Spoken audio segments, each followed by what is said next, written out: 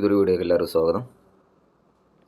എൻ്റെ ചാനൽ ആദ്യമായിട്ട് കാണുന്നവരാണ് സബ്സ്ക്രൈബ് ചെയ്ത് ഷെയർ ചെയ്ത് സപ്പോർട്ട് ചെയ്യുക കേട്ടോ. റോയൽ എൻഫീൽഡ് ബന്ധപ്പെട്ടുള്ള ജെന്യുനായിട്ടുള്ള കാര്യങ്ങളാണ് ഞങ്ങൾ മുന്നേ അവതരിപ്പിക്കുന്നത്. അതുമായിട്ട് നമ്മളെ ബുള്ളറ്റിലൊക്കെ സാധാരണഗതിയിൽ കാണുന്ന ഒരു പ്രശ്നമാണ് മൈലേജ് കുറവെന്ന്. എല്ലാവരും നമ്മളെ ഷോപ്പിലേക്ക് വന്ന് പറയുന്ന മെയിനൊരു കംപ്ലയിൻറ്റ് മൈലേജ് കുറവാണ്. അതിന് എന്തൊക്കെ ശ്രദ്ധിക്കണം എന്നുള്ള കാര്യമാണ് നിങ്ങൾ മുന്നിൽ അവതരിപ്പിക്കുന്നത് കേട്ടോ. മെയിനായിട്ട് നിങ്ങൾക്ക് തന്നെ വീട്ടിൽ നിന്ന് ശ്രദ്ധിച്ച് ഞാൻ പറയുന്ന മാതിരി ശ്രദ്ധിച്ച് നോക്കിയതിന് ശേഷം അതിന് കംപ്ലയിൻ്റ് ഉണ്ട് എങ്കിൽ വർക്ക്ഷോപ്പിൽ കൊണ്ടുപോയിട്ട് കാണിച്ച് അതിൻ്റെ കംപ്ലയിൻറ്റ് പരിഹരിക്കുക. വണ്ടി സെൻറ്റർ സ്റ്റാൻഡിൽ ഇട്ടതിന് ശേഷം നമ്മൾ ഈ ഫ്രണ്ട് ബ്രേക്ക് നല്ലോണം അപ്ലൈ ചെയ്യുക. ഫ്രണ്ട് ബ്രേക്കും സ്റ്റാൻഡേർഡ് ആണെങ്കിലും ക്ലാസിക് ആണെങ്കിലും ഏത് വണ്ടിയാണെങ്കിലും ഫ്രണ്ട് ബ്രേക്ക് നല്ലോണം പ്രസ് ചെയ്ത് പിടിക്കുക. നല്ലോണം പ്രസ് ചെയ്ത് പിടിക്കുക. എന്നിട്ട് വീല് പൊക്കിയതിന് ശേഷം കറക്കിയിടുക.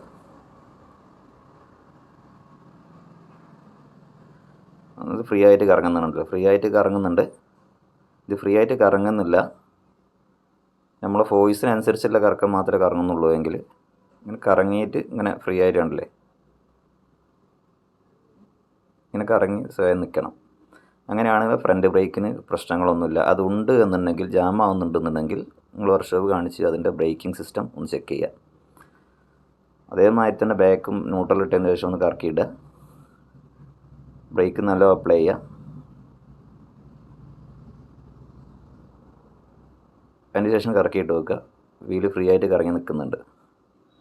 അപ്പോൾ അഥവാ ഇത് കറങ്ങി നിൽക്കുന്നില്ല, നമ്മൾ കറക്കുന്ന ഒരു ഫോഴ്സിൽ കറങ്ങുന്നില്ല, വണ്ടി ഫ്രീ ആയിട്ട് പിന്നെ കറങ്ങുന്നില്ല എങ്കിൽ അത് ബാക്ക് ബ്രേക്കിൻ്റെ കാര്യം അതൊന്ന് ചെക്ക് ചെയ്തെടുക്കുക കേട്ടോ. ബാക്ക് ബ്രേക്കിൻ്റെ ഒരു ജാമിങ്ങിൻ്റെ കംപ്ലയിൻറ്റ് എന്താണോ ആ കംപ്ലയിൻറ്റ് തീർക്കുക.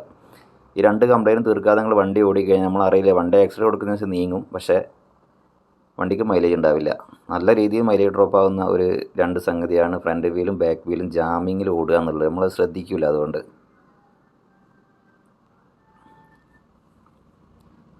പിന്നെ മൂന്നാമത് നോക്കേണ്ട കാര്യമാണ് ഇതിൻ്റെ സ്പാർക്ക് പ്ലഗ്. സ്പാർക്ക് പ്ലഗ് രണ്ടെണ്ണം വരുന്നുണ്ട് കേട്ടോ. M14 M10 രണ്ട് ടൈപ്പ് പ്ലഗ് വരുന്നുണ്ട് ഇതിൽ. അതിൽ മെയിൻ പ്ലഗ് സ്റ്റാർട്ട് ചെയ്യുന്ന വെച്ചാൽ മെയിൻ പ്ലഗ് നമ്മൾ സ്ക്രൂ ഡ്രൈവറോ അല്ല എന്തെങ്കിലും ഒന്ന് ഉപയോഗിച്ചിട്ട് അതിൻ്റെ അഡാപ്റ്റർ ഒന്ന് കൈകൊണ്ട് തൊടരുത്.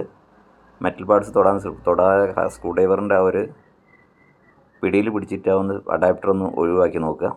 ഒഴിവാക്കി കഴിഞ്ഞാൽ ഒറ്റ പ്ലഗിൻ്റെ മുകളിൽ വണ്ടി സ്റ്റാർട്ടിങ്ങിൽ നിൽക്കുന്നുണ്ടെങ്കിൽ രണ്ട് പ്ലഗും വർക്ക് ചെയ്യുന്നുണ്ട്. അതല്ല അപ്പം തന്നെ വണ്ടി ഓഫ് ആവുകയാണെന്നുണ്ടെങ്കിൽ ആ രണ്ട് പ്ലഗിൻ്റെ അഡാപ്റ്റർ ഒന്ന് മാറ്റി കൊടുക്കുക കേട്ടോ.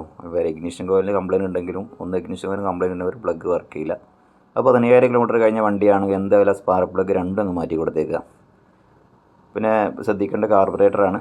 കാർബറേറ്റർ കറക്റ്റായിട്ട് ട്യൂൺ ചെയ്യാൻ അറിയുന്നവരടുത്ത് കൊണ്ട് ട്യൂൺ ചെയ്തെടുക്കുക. പിന്നെ ഒരു പറ്റ പഴയ കാർബറേറ്ററാണെന്ന് മാറ്റി കൊടുക്കുക നന്നാവും കേട്ടോ. പിന്നെ അതുമാതിരി തന്നെയാണ് എയർ ഫിൽറ്റർ എല്ലാം തന്നെ പിന്നെ ക്ലാസിക് ആണെങ്കിൽ സ്റ്റാൻഡേർഡ് ആണെങ്കിൽ ഇതിൻ്റെ ഉള്ളിലാണ് വരുന്നത്. റൈറ്റ് സൈഡിലെ ബോക്സിലേക്കും വരിക. അത് അയച്ചിട്ട് എയർ ഫിൽറ്റർ ഒന്ന് ചെക്ക് ചെയ്യുക. എയർ ഫിൽറ്റർ ഡസ്റ്റ് ഏരിയയിലൂടെ വണ്ടി ഓടുന്നതെങ്കിൽ നിങ്ങൾ എയർ ഫിൽറ്റർ പരമാവധി പെട്ടെന്ന് മാറ്റി കൊടുക്കാൻ നോക്കുക. 10% മൈലേജ് ആ ഒരു കാര്യം കൊണ്ട് നിങ്ങൾ നഷ്ടപ്പെടും. അതായത് ശരിയായ രീതിയിൽ ഓക്സിജൻ കിട്ടാതാകുമ്പോൾ ശരിക്കും ഫയറിങ് നടക്കില്ല. അതുകൊണ്ട് നിങ്ങൾ പൊടിപടലങ്ങളുടെ ഏരിയയിലൂടെ സ്ഥിരമായിട്ട് ഓടുന്ന ആളുകളാണെങ്കിൽ എയർ ഫിൽറ്റർ പെട്ടെന്ന് തന്നെ മാറ്റി കൊടുക്കാൻ ശ്രമിക്കുക. 220 രൂപ വില മാത്രമേ അതിന് വരുന്നുള്ളൂ കേട്ടോ. അതിന് നല്ലൊരു ലാഭം നമുക്കുണ്ടാവും. പിന്നെ ആരും ശ്രദ്ധിക്കാതെ പോകുന്നതാണ് ഈ ത്രോട്ടിൽ സ്വിച്ച്. ഇതൊരു ത്രോട്ടിൽ സെൻസർ എന്നാണ് ശരിക്കും ഇത് പറയുക, പക്ഷേ ത്രോട്ടിൽ സ്വിച്ച് എന്നാണ്, TPS സ്വിച്ച് എന്നാണ് പറയുക. അപ്പോൾ ഈ സ്വിച്ച് എല്ലാം ഉപയോഗിക്കാത്ത ആളുകൾ ഒറ്റ കേബിള്, ആക്സിലറേറ്റർ കേബിൾ, ഒരു കേബിൾ ഉപയോഗിച്ച് ഇത് സിസ്റ്റം ഒഴിവാക്കിയിടുന്നൊരു പതിവ് കൂടുതലായിട്ട് കണ്ടുവരുന്നുണ്ട്. അപ്പോൾ അതുകൊണ്ട് ഈ ത്രോട്ടിൽ നമ്മൾ കൊടുക്കുന്നതിനനുസരിച്ച് ഈ സ്വിച്ച് ആക്റ്റീവ് ആവുകയും അതിനനുസരിച്ച് TCI അതിൻ്റെ കറണ്ട് റിലീസ് ചെയ്യുകയും ചെയ്യുന്നു. കറണ്ട് കൂട്ടുകയും കുറയ്ക്കുകയും ചെയ്യുന്ന ഒരു സിസ്റ്റമാണത്. അപ്പോൾ അതുകൊണ്ട് നിർബന്ധമായിട്ടും ഇതിൽ 100 രൂപ മാത്രമേ വില വരുന്നുള്ളൂ. ഈ സ്വിച്ച് മാറ്റി ഈ സ്വിച്ച് ഒന്ന് ആക്റ്റീവ് ആക്കാൻ നോക്കുക. ഈ സ്വിച്ച് വർക്ക് ചെയ്യുന്നില്ല എങ്കിൽ ഒരു കേബിളിലാണ് നിങ്ങൾ വണ്ടി വർക്ക് ചെയ്യുന്നത് ഓടുന്നതെങ്കിലും ഈ സ്വിച്ച് ഒന്ന് 100 രൂപ മാത്രം വില വരുന്ന ഒരു സാധനത്തിന് ഒരുപാട് മൈലേജിൻ്റെ ഒരു മാറ്റം വരും. അത് നല്ലോണം ശ്രദ്ധിക്കുക. അപ്പോൾ സിംഗിൾ കേബിളാണ്, ഡബിൾ കേബിൾ ഇട്ടതിന് ശേഷം ഈ സ്വിച്ച് ആക്റ്റീവ് ആക്കാൻ നോക്കുക. ഇത് TCയിൽ കണക്ഷൻ കൊടുത്തു കഴിഞ്ഞാൽ യാതൊരു സംശയവും വേണ്ട, നിങ്ങളുടെ വണ്ടി ഒരു 40-45 എബോ കിലോമീറ്ററിൽ വണ്ടി ഓടുന്നുള്ള കാര്യത്തിൽ യാതൊരു സംശയവും വേണ്ട. ഈ കാര്യങ്ങൾ ശ്രദ്ധിച്ചാണ് നിങ്ങൾ വണ്ടി ഓടിക്കുന്നതെങ്കിൽ മൈലേജിൻ്റെ ഒരു പ്രശ്നങ്ങൾ ഉണ്ടാവില്ല.